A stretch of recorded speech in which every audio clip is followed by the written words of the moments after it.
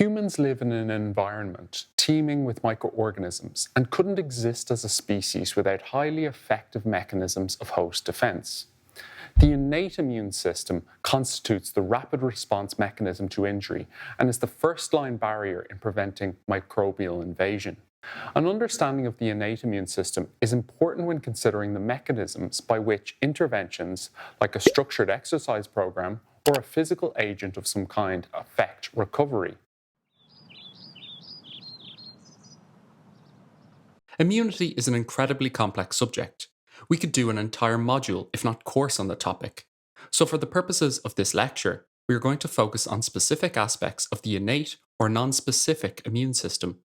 We're not really going to discuss the acquired immune system, the part of your immune response that relies on T and B lymphocytes, and that is responsible for learned immunity underlying the effectiveness of vaccination. The components of the innate immune system are inherited from parent to child. They are evolutionarily ancient, found in all multicellular organisms, and are expressed in humans as conserved elements or homologs shared with other vertebrates and, in some form, with insects and plants as well. Your innate immune system is comprised of several components. The first of these, your body's very first line of defense, is a simple physical barrier: your skin. The skin does a great job of keeping out all manner of microorganisms. As long as that tough carotenoid epithelial membrane doesn't get torn open, you have a pretty good chance of keeping out the vast majority of germs. Next, you have your mucous membranes, which also provide a useful physical barrier.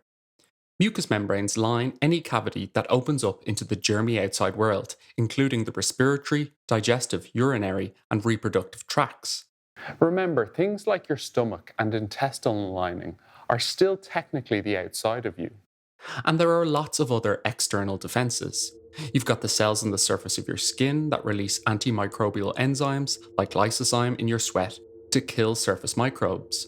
You've got the acid in your stomach that kills much of the potentially harmful microbial content in food. You've also got bacteria-fighting enzymes in your saliva and lacrimal eye fluid, and peptides called defensins in your skin and membranes that help keep bacteria and fungi from growing around inflamed or scraped skin. All of these components are there to stop the microbe from getting inside your body or to kill it before it does so. Eventually, though, despite your body's best efforts, these external components of the innate immune system are not enough. Certain microbes get through, or an internal structure like a skeletal muscle might be damaged or torn. In these instances, the internal components of the innate immune system come into play. The internal components of the innate immune system are diverse and complex. You've got cells that release cytokines and other inflammatory mediators like macrophages, mast cells, and natural killer cells, or NK cells. Natural killer cells are unique in that they can kill your own cells if they are infected with viruses or have become cancerous. How can they tell? A normal healthy human cell contains special protein on its surface called MHC1, or major histocompatibility complex. But if it's infected, it stops making that protein. So if an NK cell detects a defective cell, it pierces it with an enzyme that triggers apoptosis, or programmed cell death.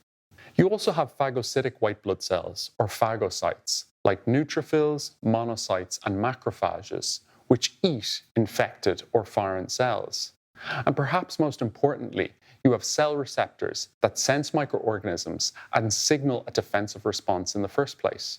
The thing is, we don't even know everything there is to know about the innate immune system, let alone the acquired immune system.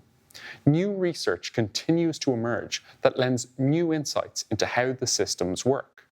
For the purposes of this lecture, I'll try to focus on the main components of the innate immune system, the ones that are most relevant to your field of practice. Ultimately, in most cases, the internal innate immune system is mediated or controlled by a variety of proteins that recognize and interact with microbes. These proteins are grouped in their broad biologic context as pattern recognition receptors, or PROs. The molecular components of microorganisms recognized by PROs are called pathogen-associated molecular patterns, or PAMPs. PROs also recognize damage-associated molecular patterns, or DAMPs, DAMPS, which are released by the cells of your body as a consequence of tissue injury, from inflammation, or from other causes like a muscle tear. So, in summary, your body uses the internal components of your innate immune system to initiate chemical cascades that lead to inflammation or fever or other defensive tactics that help to identify and attack infectious invaders. Whether we're talking about PAMPs, DAMPs, or some other molecule, basically, PROs are the key family of molecules, the first dominoes in these chemical cascades of inflammation. In the next part, we'll go into the steps of the inflammatory process in a little more detail. Let's start with an example. Say we have an athlete who has sustained a burn on their knee after sliding on an artificial turf pitch. That outer fortress of their innate immune system has been breached, and pathogens that were originally present on the pitch or on the surface of the skin have penetrated the first line of defense, that physical barrier. Now, your body wants to contain the spread of pathogens, clean up the mess, and get healing as quickly as possible. So PROs become activated, and it cues up the inflammatory response. This initial stage is basically an internal fire alarm. But instead of sirens, your body relies on chemical cascades, those that we mentioned earlier, to get the message across. Instead of smoke and fire, we get redness, swelling, heat, and pain. These are the cardinal signs of inflammation. So anyway, in the event of injury, PROs become activated, which ultimately results in specialized mast cells in your connective tissue to send out histamine molecules. Histamine is an important inflammatory mediator. It calls in the cavalry of defensive mechanisms. Firstly, it causes vasodilation, which creates redness and heat at the site of injury. These symptoms are often considered a bad thing, but they're actually signs of healing. They're only bad when they become chronic, going on longer than they need to. Anyway, the increased temperature increases the cell's metabolic rate so they can repair themselves faster. Histamine and other inflammatory chemicals also increase the permeability of blood vessels, causing nearby capillaries to release protein-rich fluid. This causes swelling, which again is actually a good thing because that leaked protein helps to clot blood, forms scabs, while the lymphatic system sucks up and filters that extra fluid, cleaning it up before putting it back into your bloodstream. Finally, the inflammatory siren also causes other specialized cells in your body to localize in the area of injury. Some of the first defensive cells on the scene are your phagocytes, which find it easier to escape your now leaky capillaries. These include the neutrophils, monocytes, and macrophages I mentioned earlier. Neutrophils are the most abundant type of your white blood cells. They self-destruct after devouring a pathogen. You've probably seen piles of their little dead bodies because that's what pus is made of. The workhorse phagocytes, though, are the macrophages. They are actually derived from monocytic white blood cells that have moved out of the bloodstream to occupy tissues. Some are free types that patrol tissues looking for germs, while others are fixed, attached to fibers in specific organs, devouring anything suspicious that passes by. That inflamed knee is also going to attract lymphocytes that are flowing freely in the blood. These help to destroy pathogens while also cleaning up dead cell wreckage. And don't forget, during all of this, the neutrophils have been doing their best, but they were the first wave to arrive, so by this time they're starting to die, and in large volumes.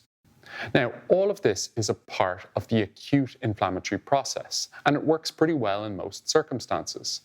But sometimes, if you've sustained a major injury or are battling an especially nasty virus or infection, these local troops get overrun.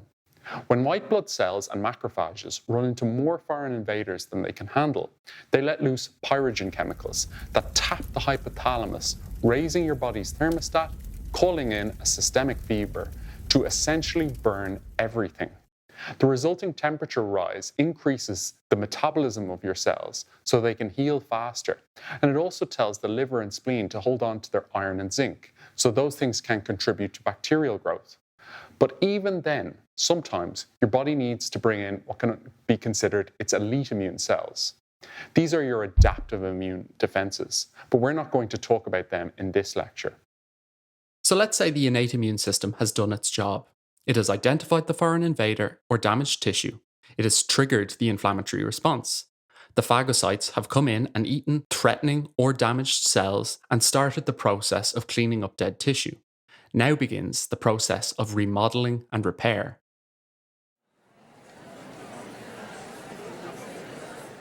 Once inflammation starts to die down, next begins the process of epithelialization or migration.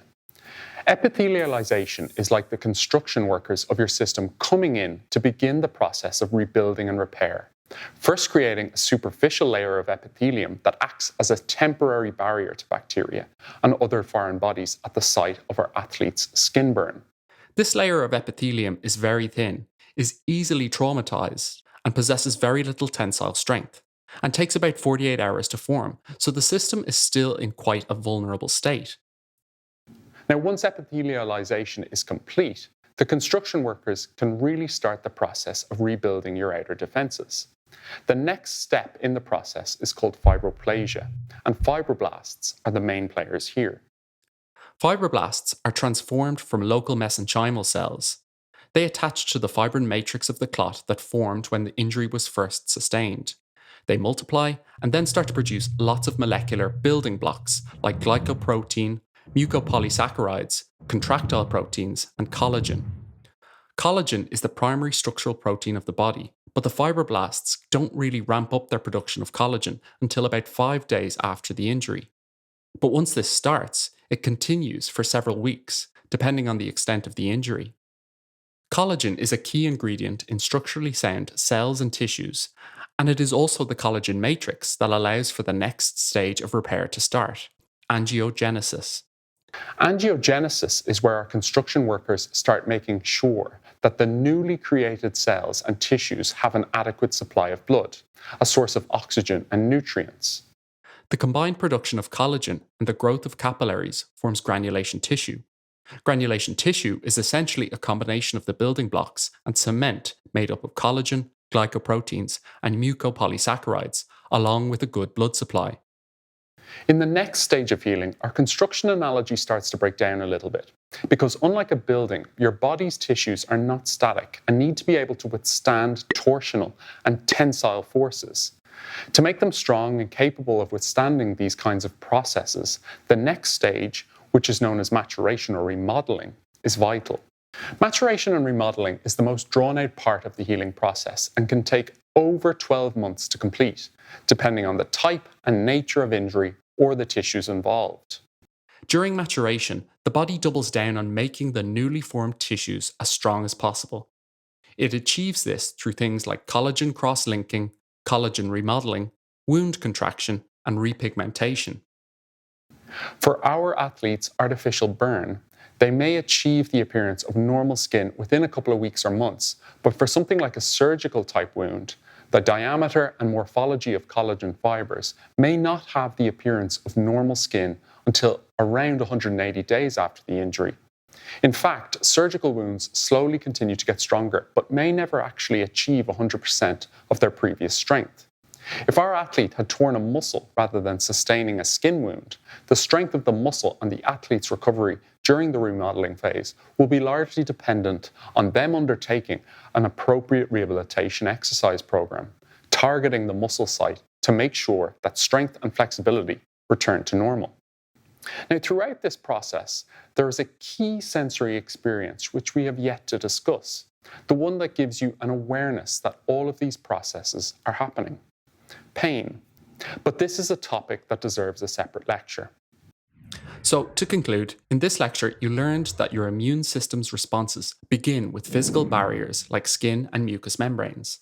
And when they're not enough, you have your internal defenses, the chemical cascades that lead to inflammation.